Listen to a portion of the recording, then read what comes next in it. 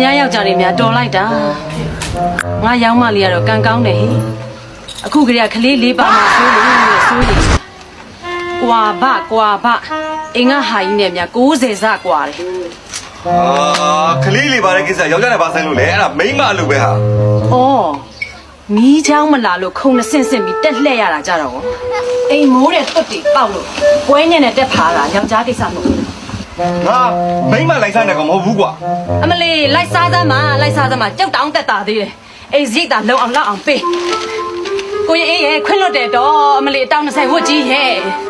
အန်ဒီစိန်တိုင်းဆိုင်ခွင့်များအလုံးတစ်မျိုးရင်10%နှစ်မျိုးရင်7%သုံးမျိုးရင်8%အပြင်ဂျန်ရင်စိန်လေးများအလုံးကို10%ရှော့သေးကြီးရရှိသွားမှာဖြစ်ပါရဲ့ရှင်။ဒါအပြင်ကြောက်တဲ့စိန်လေးများအလုံးကိုအယောင်5%နဲ့ရသက်ပတ်အနေ0%နဲ့ရရှိသွားမှာဖြစ်ပါတယ်။ဒီစိန်လေးရှော့သေးစီစဉ်ရရကုန်ဆိုင်ရောမလေးဆိုင်ရောကျုံမှာဖြစ်တဲ့အတွက်အနေနဲ့ရကချစ်တဲ့တဲလေးတို့ကိုလာရအပေးဖို့တက်ဖိတ်ခေါ်လိုက်ရပါတယ်ရှင်။